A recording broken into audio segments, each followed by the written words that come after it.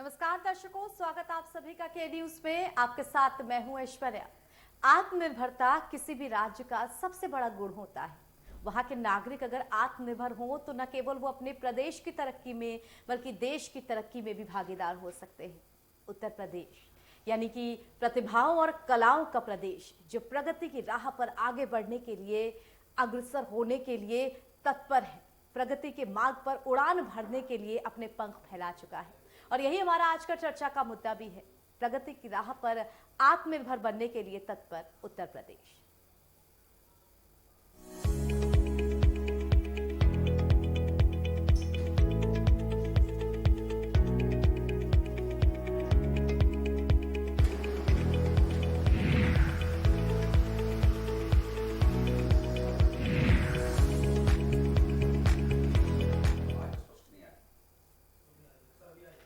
बाईस करोड़ से ज्यादा की आबादी वाला हमारा उत्तर प्रदेश, जहां की करीब 56% जनसंख्या युवा है और कामकाजी है। बहुत ज्यादा जरूरत है कि इन युवाओं को नौकरियां मिले, ये युवा आत्मनिर्भर बने। ऐसे में अगर सरकार भी आत्मनिर्भरता के लिए प्रोत्साहित करती है युवाओं को, तो वो सोने पर सुहागा हो जाता है। चर्चा करेंगे इसी मुद्दे पर। हमारे साथ मेहमानों का एक पैनल जुड़ेगा, लेकिन उससे पहले आइए आपको एक विशेष रिपोर्ट दिखा देते हैं। देखिए।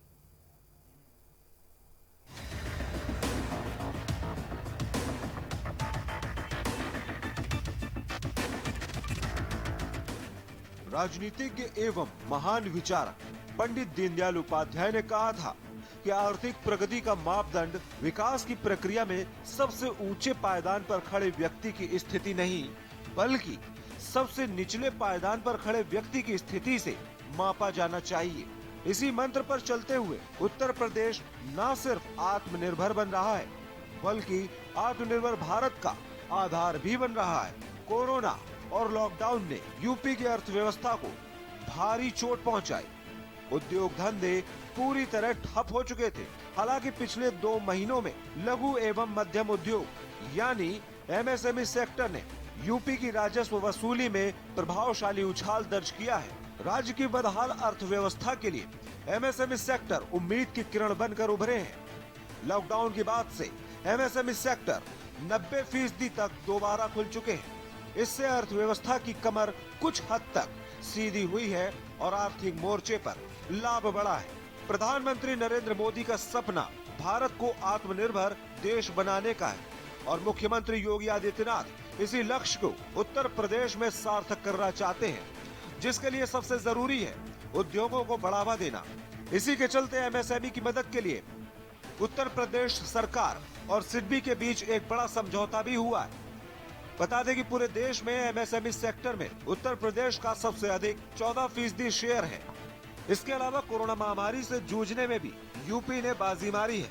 22 करोड़ से ज्यादा की आबादी वाला उत्तर प्रदेश देश का सबसे बड़ा जनसंख्या वाला राज्य है, मगर कोविड-19 को लेकर सरकार और स्वास्थ्य विभाग की सजगता का ही नतीजा है पिछले 6 दिनों में कोरोना के केसेस में गिरावट आई है। स्पेशल डेस्क के न्यूज।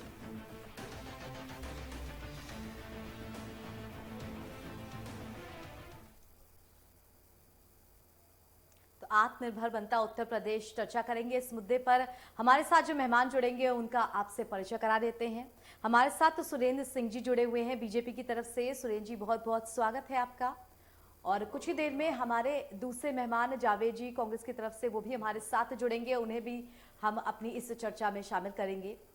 आत्मनिर्भर इस शब्द को जब हम सुनते हैं तो हमारे सामने सबसे पहले अर्थव्यवस्था, उद्योग, नौकरियां, कंपनियां, इन्हीं के तमाम सारी जो तस्वीरें हैं वो घूमने लगती हैं। उत्तर प्रदेश, जिसकी आबादी इतनी ज्यादा है कि भारत का तो वो सबसे बड़ा प्रदेश है ही। अगर एक अनुमान या आप कहें कंपैरिजन करें तो 22 करोड़, ब्राजील राष्ट्र से भी ज्यादा बड़ी जनसंख्या हमारी है। इतनी बड़ी जनसंख्या को जब वहाँ की जो आबादी है वो भी युवा हो, हमें कामकाज देना है, हमें नौकरियां देनी है, हमें किसी भी हालत में बेरोजगारी वहां से मिटानी है ताकि तरक्की की राह आगे खुले युवाओं के लिए। सरकार पे बहुत बड़ी जिम्मेदारी होती है और सरकार ऐसे में अगर आत्मनिर्भरता का लक्ष्य लेकर के चलती है तो वो समाज के लिए एक तरह से तरक्की की राह खोल देता है। सुरेंद्र जी, पहला सवाल आपसे हमारा यही रहेगा। अगर हम आत्मनिर्भरता को अर्थव्यवस्था की दृष्टि से देखें तो कंपनियों को बुलाना, कंपनियों को यहाँ निवेश करना, ये सब तो सरकार की जिम्मेदारी है ही। लेकिन शुरुआत में सबसे पहली जिम्मेदारी जो सरकार ने निभाई वो ये भी है कि एक अच्छा माहौल मिले यहाँ पर, अपराध कम हो, ताकि तरक्की की जो राह है, निवेश की जो राह है, आत्मनिर्भर बनने की जो राह है वो खुल सके। देखिए पत्रकार महोदया, यदि परिस्थितियों की आप जैसा चर्चा कर रही थी, मैं तो स्पष्ट रूप से कह सकता हूँ कि उत्तर प्रदेश की राजनीति में 73 वर्षों में इतना साहसी और संवेदनशील मुख्यमंत्री कोई बना ही नहीं था। जितना साहसपूर्वक और संवेदनापूर्वक, अभी आप कोरोना जैसी महामारी में 22 करोड़ की आबादी का यह प्रदेश होते हुए भी, 22 करोड़ की आबादी का प्रदेश होते हुए भी, और इतनी बड़ी महामारी होने के बाद भी जिस गतिशीलता से और संवेदनशीलता के साथ हमारे माननीय मुख्यमंत्री जी ने इस जो है कोविड-19 के प्रति जो संवेदना प्रस्तुत किया है अपनी पूरी टीम के साथ, शायद प्रदेश नहीं पूरे देश में इसका उदाहरण देखा जा रहा है। आज ही अभी रिपोर्ट आया है कि प्रवासी मजदूरों की सुरक्षा और उनके आत्मनिर्भर बनने की और बनाने की परिस्थिति में उत्तर प्रदेश देश का सबसे अग्रगणी प्रदेश माना गया है, पूरे देश में माना गया है। तो ये केवल कोई सरकार की बात नहीं है, ये एक जो भी हमारी राष्ट्रीय इकोनॉमिकल समितियां हैं उनके माध्यम से जो रिपोर्ट आया है आज के प्रकाशन में, पेपर के माध्यम से हमको जानने को मिला। तो उत्तर प्रदेश में जो परिस्थिति आई थी महामारी के कालखंड में, उसमें माने जो हमारी सरकार ने, हमारे पूज्य योगी जी की सरकार ने, योगी जी की गतिशीलता और संवेदनशीलता के कारण प्रवासी मजदूर सबसे ज्यादा, भारत में कोई प्रवासी मजदूर सबसे ज्यादा कहीं वापस आए हैं किसी अन्य प्रदेशों से जो नौकरी करते थे, व्यवसाय करते थे या जीविकोपार्जन के लिए कुछ ना कुछ करते थे, वो जो लोग आए हैं उनको व्यवस्थित जीवन देना और उनके जीवन को पटरी पर लाने के लिए जो व्यवस्था सरकार हमारी ने की है, शायद प्रदेश अपने देश का एक अनोखा उदाहरण बना।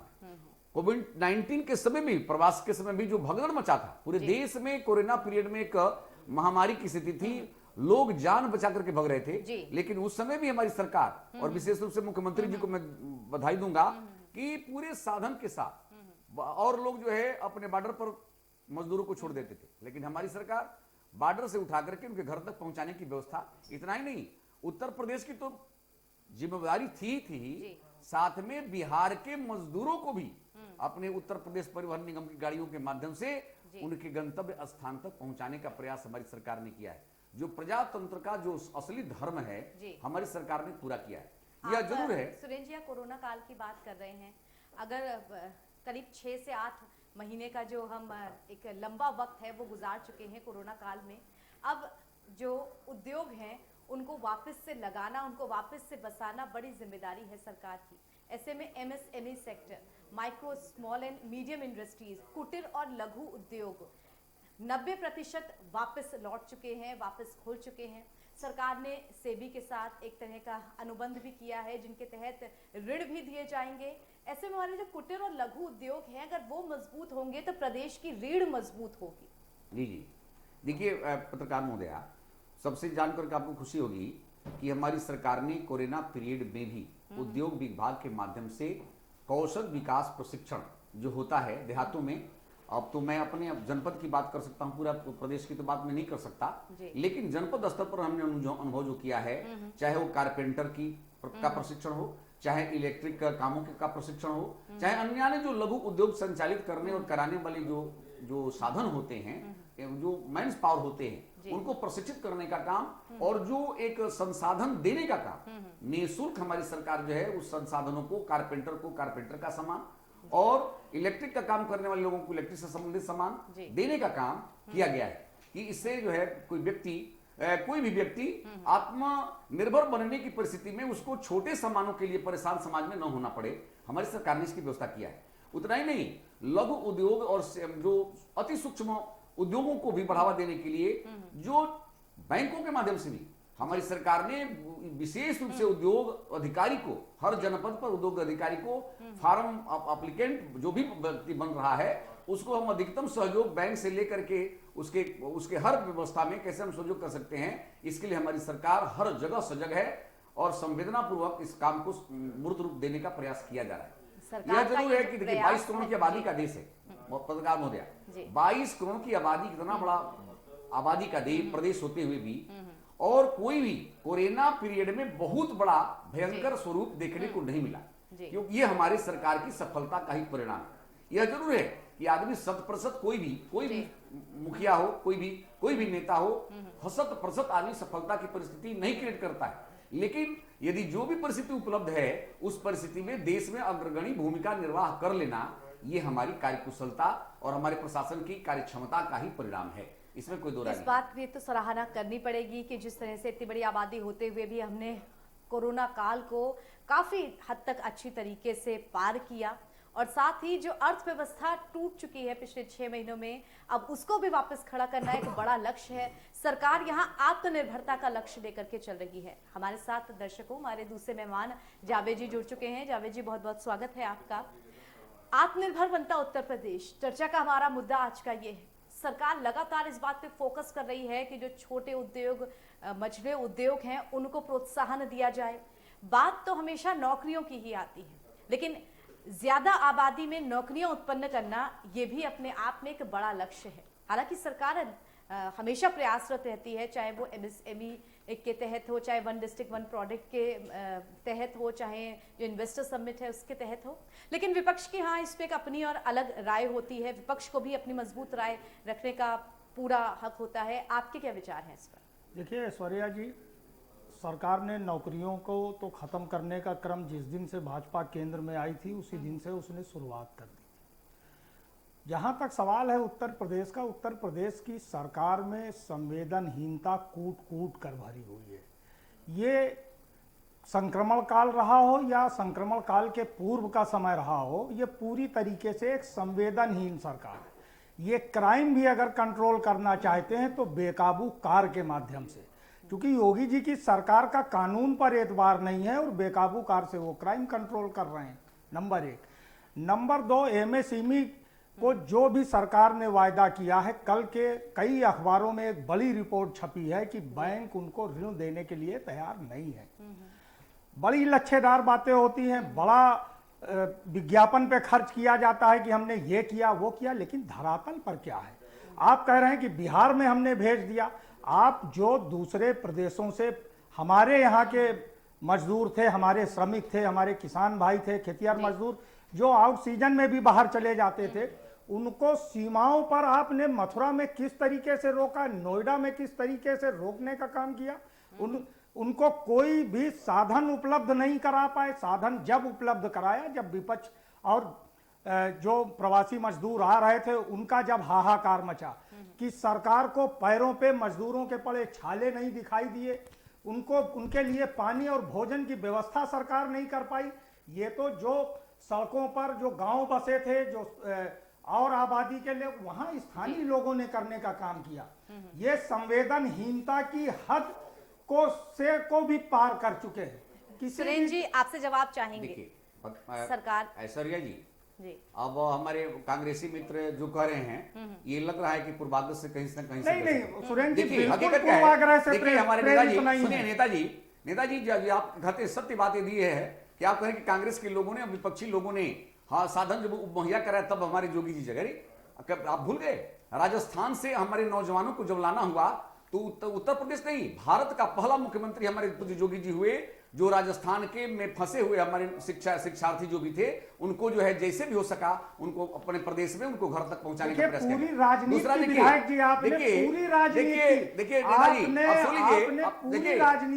बॉर्डर पर देखिए, बॉर्डर की बात आप करते हैं, टेम्पू का नंबर देकर के कांग्रेस के भाई लोग टेम्पू का नंबर दिए हैं करके हम वाहन उपलब्ध कराने, और हमारी सरकार पूरे व्यवस्था हर बॉर्डर पर, मध्य प्रदेश के बॉर्डर देखिए, मध्य प्रदेश के बॉर्डर पर देखिए, नंबर बता रहे हैं, वो बसें कांग्रेस की नहीं थी, वो बसें कोई भी ऐसा नहीं था। पर दौड़ रही थी। आपका शासन क्या कर रहा था? बिल्कुल आप कार्रवाई क्यों नहीं की पाए? कोई भी ऐसा नहीं था जिस बॉर्डर पर हमारी सरकार का जो है बस नहीं लगा था, और संवेदनहीनता की बात करते हैं। उत्तर प्रदेश में जोगी जी जैसा संवेदनशील कोई नेता पैदा नहीं हुआ। हाँ जो है अपराधियों के लिए संवेदनहीन जरूर है, अपराधियों के लिए, अपराधियों के लिए आप संवेदनहीन जरूर हैं, अपराधी मुख्तार अंसारी और मुख्तार अंसारी और जहां, अरे यही प्रदेश था कि एक दो सरकारें चलती थी, एक सरकार लखनऊ में चलती थी, दूसरी सरकार जो है गाजीपुर में चलती थी, तीसरी सरकार इलाहाबाद में चलती थी, ऐसे सरकार चलती थी, एक गर्दन काट करके चलती थी और एक कलम से चलती थी। तो ऐसे लोग देखिए, ये वही लोग हैं, ये वही लोग जो है जो अपराधियों को ये वही लोग हैं आज मुख्तार अंसारी और रफीक अहमद। ठीक है सुरेंद्र जी, जावेद जी, आज मुख्तार अंसारी और रफीक अहमद। सुरेंद्र जी, मैं चाहूंगी एक स्वस्थ बहस यहाँ पर हो, शायद तभी जनता को कुछ समझ आएगा। आप दोनों एक साथ बोलेंगे तो जनता समझ नहीं पाएगी। ये लोग क्या बोलेंगे? आप क्या बोलेंगे विधायक जी? आपके 3 विधायक किस तरीके से सरकार की जीरो टॉलरेंस की धज्जियां उड़ा रहे हैं, पोल खोल रहे हैं, सदन में चलते हुए वो प्रश्न उठा रहे हैं, सरकार नहीं कर पाती। यही हरास होता है। अब जब ग्राम समाज पर नौकरी नहीं दे पाएंगे, एमएसपी नहीं खड़ी कर पाएंगे, वन डिस्ट्रिक्ट वन चलिए दर्शकों, यहाँ हम एक स्वस्थ बहस चाहते हैं, हम एक बार फिर से लौटेंगे। फिलहाल एक छोटे से ब्रेक के लिए हम रुक रहे हैं, चर्चा हमारी जारी रहेगी हमारे दोनों मेहमानों के साथ। छोटा सा ब्रेक, जल्द वापस लौटते हैं और उम्मीद करते हैं कि ब्रेक के बाद हमारी बहस स्वस्थ होगी।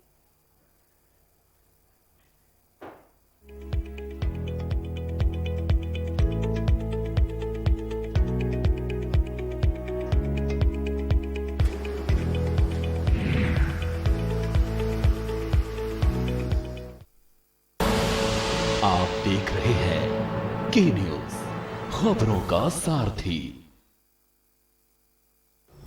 नमस्कार। हम सब 2 करोड़ दिल्ली वासियों ने मिलके बड़ी मुश्किल से कोरोना को कंट्रोल किया है। अब हमें इसे बढ़ने नहीं देना। पिछले कुछ दिनों से मैं देख रहा हूँ हम सब थोड़े लापरवाह हो गए हैं, मास्क नहीं पहनते, सोशल डिस्टेंसिंग नहीं करते। मैं आपका भाई हूँ ना, आपका बेटा हूँ। आपने मुझे अपने परिवार का हिस्सा माना है। मैं नहीं चाहता अपने परिवार में कोई बीमार हो।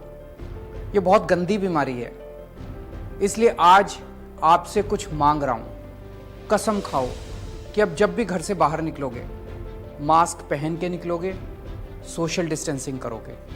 और एक बात, कुछ लोग आजकल टेस्ट भी नहीं करवा रहे।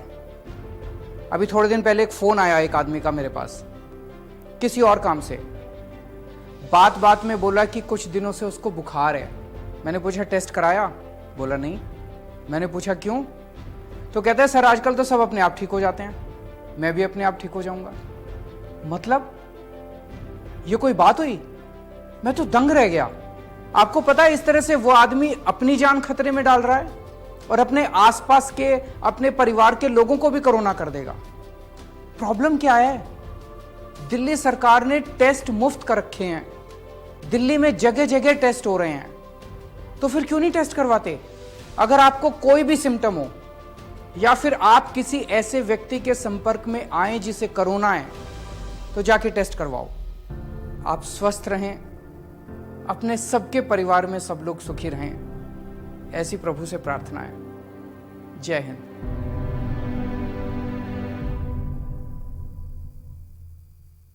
खुदी को आजमाया है तो ये अंदाज आया है, खुदी को आजमाया है तो ये अंदाज आया है।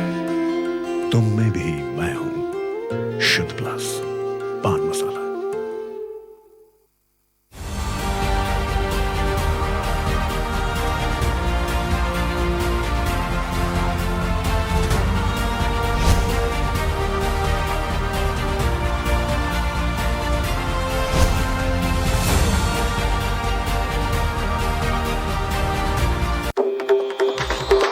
मिलेगा हर समस्या का समाधान। विवाह में बाधा, जीवन में वास्तु शास्त्र का प्रभाव, शिक्षा में ग्रह नक्षत्रों का प्रभाव, कारोबार में आने वाली हर बाधा का, जिंदगी में ग्रह नक्षत्रों का प्रभाव, नौकरी में बाधा, देखिए हर समस्या का समाधान लाइव विद आचार्य लंकेश।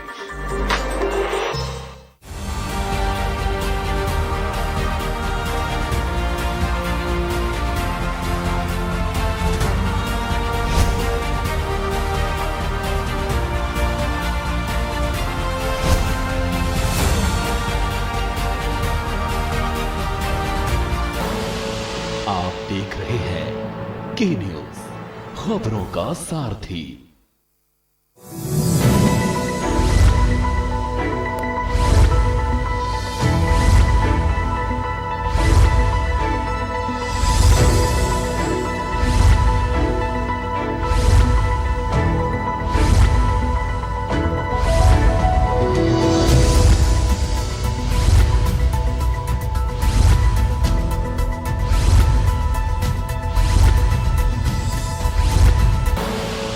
आप देख रहे हैं के न्यूज, खबरों का सारथी।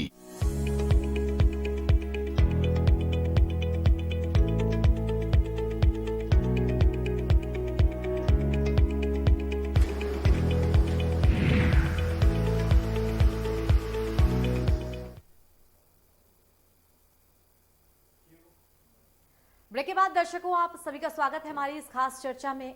आत्मनिर्भरता आज वक्त की मांग भी है और हमारी जरूरत थी। ऐसे में अगर उत्तर प्रदेश की सरकार आत्मनिर्भरता का लक्ष्य लेकर के चलती है तो जनता को समझ में आता है कि सरकार के पास एक विजन है जिसके तहत वो अपने युवाओं को रोजगार दिलाना, अपने युवाओं उनके बीच से बेरोजगारी को मिटाना, उनके लक्ष्य को लेकर के चल रही है। सुरेंद्र जी, सरकार की तरफ से एक जिला एक उत्पाद, इस चीज को जब फोकस किया गया, साथ ही साथ 2018 और 2019 में जो इन्वेस्टर समिट की गई, ये सब इस बात की गवाह है कि सरकार ने दूरदृष्टि रखते हुए कि अब का जो वक्त है वो टेक्नोलॉजी का युग है। हमारे युवा अगर कुछ पढ़ेंगे लिखेंगे तो नई तरीके की टेक्नोलॉजी में अपने आप को एडजस्ट कर पाएंगे। इस तरह के जब इन्वेस्टर समिट हुए, हमारे यहाँ निवेश को भी काफी हद तक बढ़ावा मिला और एक जिला एक उत्पाद के कारण उस जिले के जो बहुत ही छोटे स्तर पे कुटीर और लघु उद्योग थे उनको भी काफी ज्यादा बढ़ावा मिला।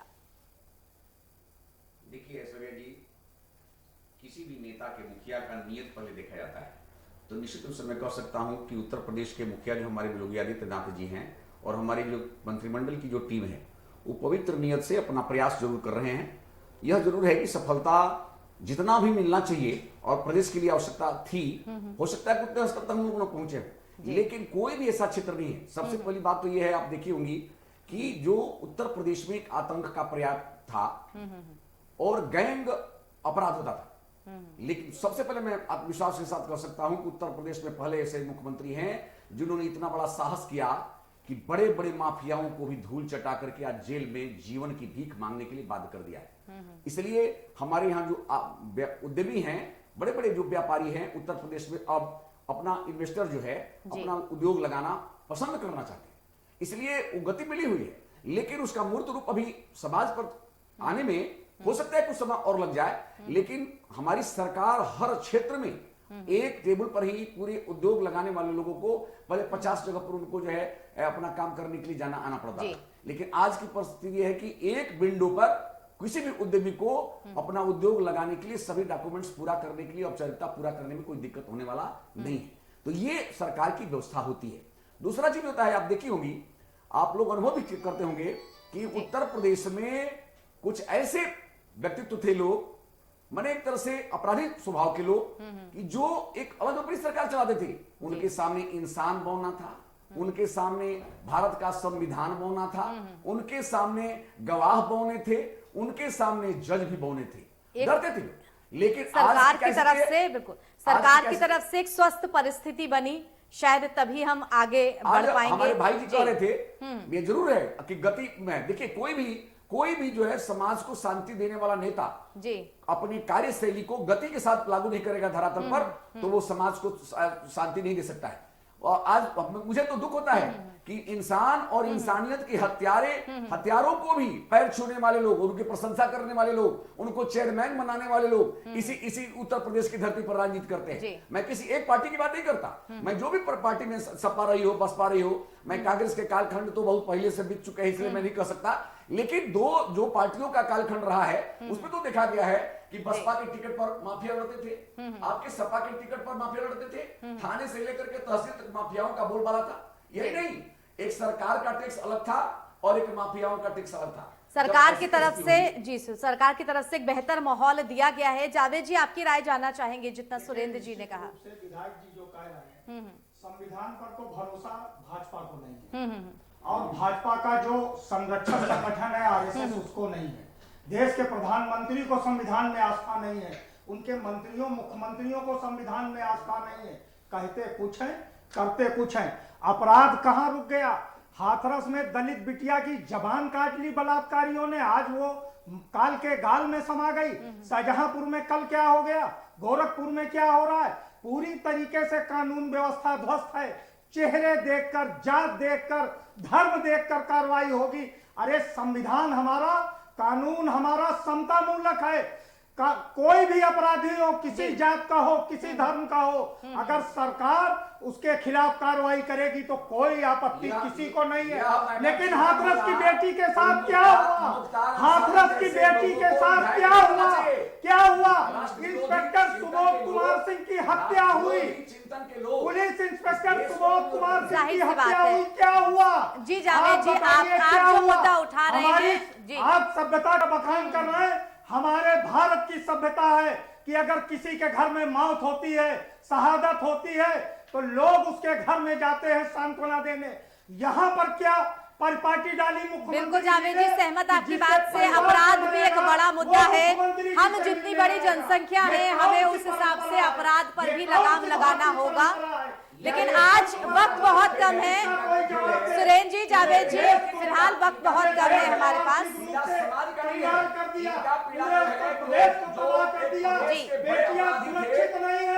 बेटियां सुरक्षित नहीं है। जावेद जी ठीक है, दर्शकों इसी के साथ वक्त की बहुत ज्यादा कमी है, हम अपने शो को यही समाप्त करते हैं।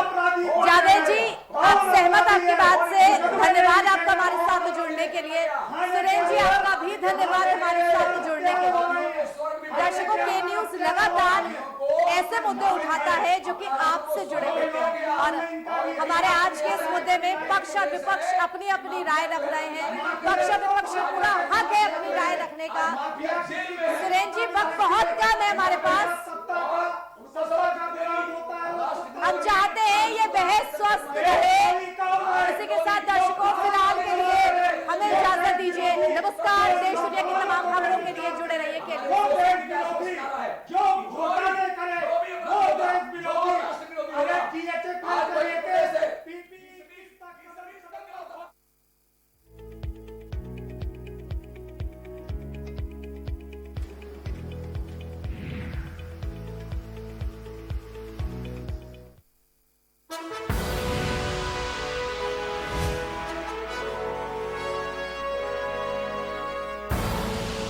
आप देख रहे हैं